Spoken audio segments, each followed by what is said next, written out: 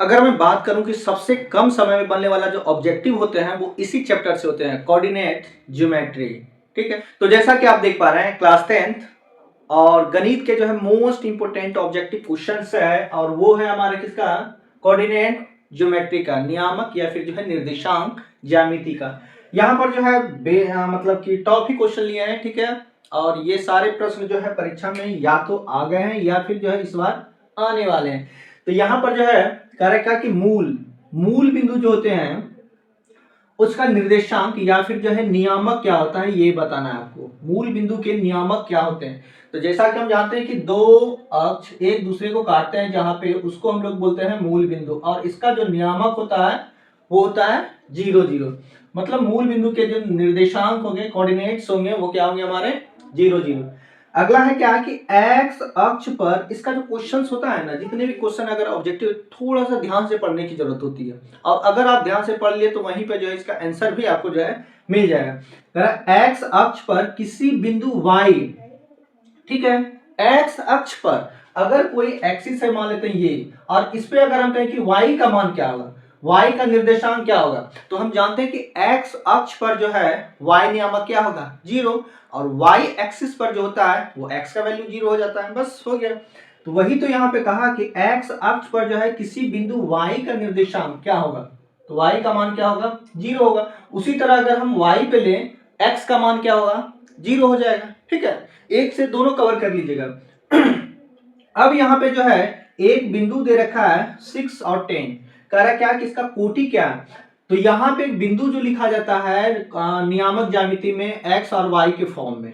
ठीक है, पहले x का मान फिर जो है y का मान, जो पहले आता है उसको भुज बोला जाता है, जो बाद में आता है उसको कोटि। मतलब जो x का वैल्यू होगा वो हमारा क्या होगा, तो भुज होगा, और जो y का वैल्यू होगा उसको बोला जाता है कोटि। तो यहाँ पे कहा गया कि 6 और 10 की कोटि कौन है, तो जो y का वैल्यू होगा वही कोटि होगा, और y का वैल्यू कितना है यहाँ पे 10।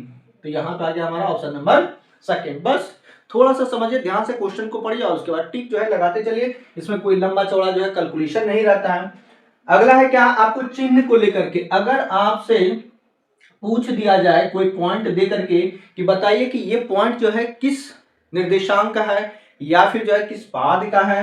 जैसा कि यहाँ पे एक बिंदु दे रखा है 4 - 10 का चतुर्थांश या पाद में स्थित है, आपको बताना है कि ये जो है किस घर में है। जैसा कि जानते हैं कि ये पहला घर है या प्रथम पाद, या फिर जो है प्रथम चतुर्थांश, ये दूसरा वाला है, ये तीसरा है, और ये जो है 4 नंबर है।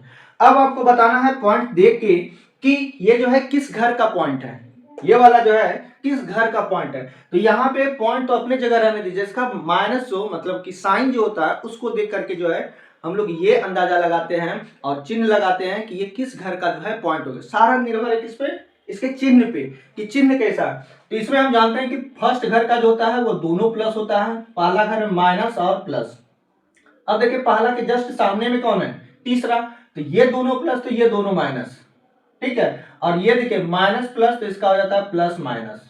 बस यही चिन्ह को याद रखना है आपको, और इसी के आधार पे जो है 3 से 4 प्रश्न जो है आसानी से उड़ा सकते हैं। तो यहाँ पे देखिए क्या है 4 - 10, तो पहले प्लस है फिर माइनस, पहले प्लस है फिर माइनस, पहले प्लस है फिर माइनस, तो ये चला गया अपना कहाँ का, ये है फोर्थ क्वाड्रेंट का है। ठीक है, चतुर्थ पाद का जो है ये पॉइंट है। इसी तरह से आप इसको जो है साइन याद रखिएगा कि कहाँ का है। ठीक है, साइन अगर याद है तो पॉइंट देके आप आसानी से बता सकते हैं कि वो बिंदु जो है किस घर का है। एक बिंदु दे रखा है, कह रहा है क्या कि -6 और 8, बिंदु P -6 8 की दूरी मूल बिंदु से क्या होगी।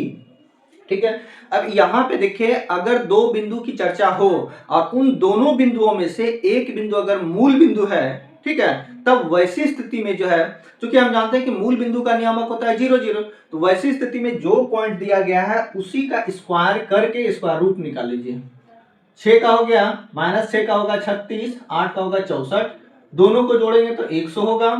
ठीक है, 100 का हो गया 10, प्लस माइनस 10 अगर लेते हैं तो यहां पर जो है नहीं 10 हो गया। अब 10 यूनिट जो है इसका क्या हो जाएगा, बिंदु P की जो है मूल बिंदु से दूरी 10 यूनिट, ये ऑप्शन नंबर थर्ड। ठीक है। तो दो बिंदु में से अगर एक मूल बिंदु है तब वैसी स्थिति में जो पॉइंट दिया है उसी का स्क्वायर करके रूट निकाल लो, वो आपका आंसर हो जाएगा। और अगर दोनों बिंदु में से, जैसा कि यहाँ पे देखिए, इसी को ले लेते हैं 8 नंबर, करा क्या, बिंदु इतना और इतना की बीच की दूरी बताना है। दो बिंदु दे रखा, दोनों बिंदु में कोई भी जो है मूल बिंदु नहीं है, तब वैसी स्थिति में फॉर्मूला आपको याद होगा x1 root under x1 minus या x2 कीजिए होल स्क्वायर, ठीक है, प्लस y1 माइनस y2 का जो है होल स्क्वायर। चूंकि यहाँ पर जो है स्क्वायर है तो आपका माइनस में भी आएगा तो वो प्लस कर देगा। बस दो में जो है माइनस 1 करेंगे तो कितना हो गया, 3, 3 का स्क्वायर 9 और 4 कहाँ गया, 0 में -4 करेंगे तो -4 और -4 का स्क्वायर करेंगे 16, 16 में हो गया 25 और 25 का रूट क्या निकलेगा 5, ये हो गया। तो आपको ये ध्यान रखना है कि दोनों बिंदु में से अगर एक मूल बिंदु है तो जो बिंदु दे रखा है उसी का स्क्वायर करके रूट निकाल लेना है, और अगर दोनों बिंदु में से जो है अलग अलग पॉइंट्स हैं तब दोनों का जो है ये वाला फॉर्मूला लगा के आपको उसका मान निकाल लेना है। आइए पीछे चलते हैं, कह रहा वाई अक्ष पर वाई अक्ष से बिंदु इतना की दूरी क्या होगी। अब देखिए ये बहुत अच्छा प्रश्न है और इसमें जो है अगर आप ठीक से नहीं पढ़िएगा तो घूम जाएगा आपका दिमाग, समझ में नहीं आएगा। कह रहा वाई अक्ष से बिंदु इतना की दूरी, अगर हम एक डायग्राम बनाते हैं, यहाँ पे एक्सिस क्रिएट करते, मान लेते हैं ये, ठीक है। अब कह रहा क्या, इसका मतलब समझ रहे हैं कि x का मान जो है 3 है और y का वैल्यू जो है 5 है। x का मान जो है 3 है और y का वैल्यू जो है 5 है, ये दोनों आके जो है यहाँ पे मिला तो इसका आ गया 3, 5, इसका क्या आ गया। अब साफ दिख रहा क्या कि y अक्ष से देखिए इस तरफ जा रहा है, इस तरफ जा रहा है, y अक्ष से जो है इस बिंदु की दूरी पूछा गया, तो y अक्ष से हम जाएंगे बिंदु की तरफ तो x की तरफ बढ़ेंगे।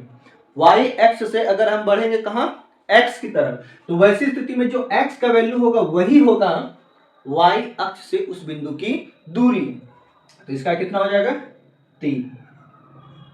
समझ में आई बात है, कह रहा y अक्ष से बिंदु इसकी दूरी क्या होगा, जो x का मान होगा वही होगा, क्योंकि यहां से अगर हम चलते हैं जब भी बिंदु की तरफ तो हम वाकई में किस तरफ जा रहे हैं, x की तरफ जा रहे हैं, x एक्सिस की तरफ बढ़ रहे हैं, ठीक है। लेकिन अगर यहाँ इस बिंदु की दूरी पूछता x से तो हम जा रहे हैं y की तरफ, देख रहे हैं ये है y, इसके जो है आगे बढ़ते जा रहे हैं, तो जो y का वैल्यू होगा वही हो जाएगा 5, ठीक है।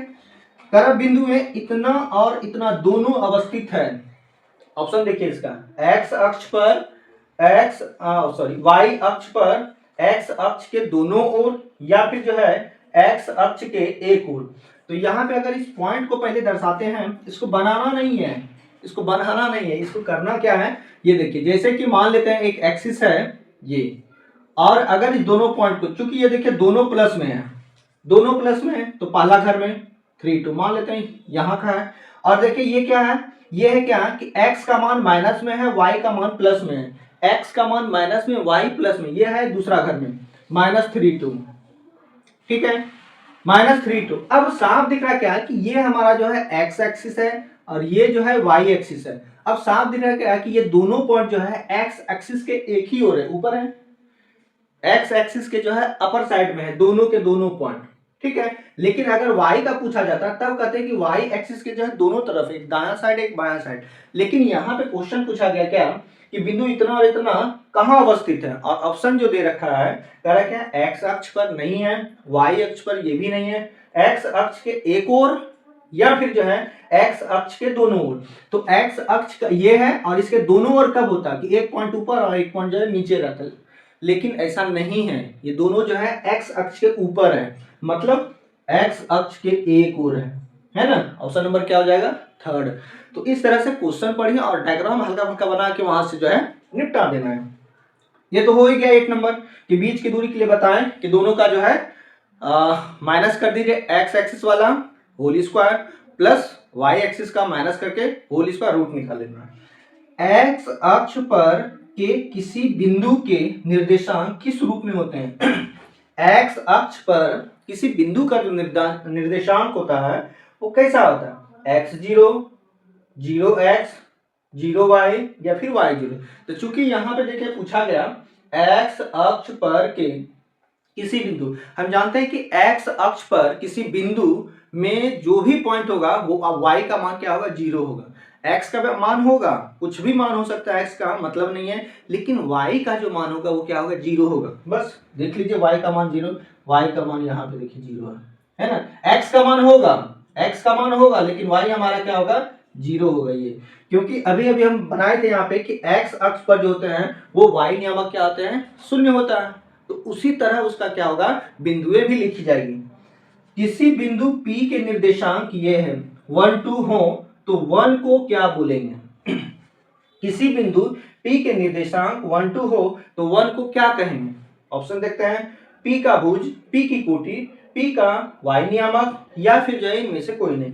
तो देखिए 1 जो है ये x वाला है, ठीक है, और ये 2 जो है ये y वाला है। हम बताएं कि x का जो मान होगा उसको भुज बोलते हैं और y वाला जो होता है उसको कोटि बोलते हैं। तो यहाँ पे 1 के बारे में पूछा गया कि 1 को क्या बोलेंगे, तो 1 को बोलेंगे क्या कि ये जो है भुज है ना, भुज नहीं भुज, ठीक है। ये 1 जो है ये P का क्या है, भुज है। तो ये थे हमारे जो है टॉप 10 मोस्ट सिलेक्टेड और परीक्षा के दृष्टिकोण से अति महत्वपूर्ण प्रश्न। तो चलिए इसी प्रश्नों को और मजबूत करते हैं, आगे बढ़ते हैं, मिलते हैं नेक्स्ट पार्ट में, तब तक के लिए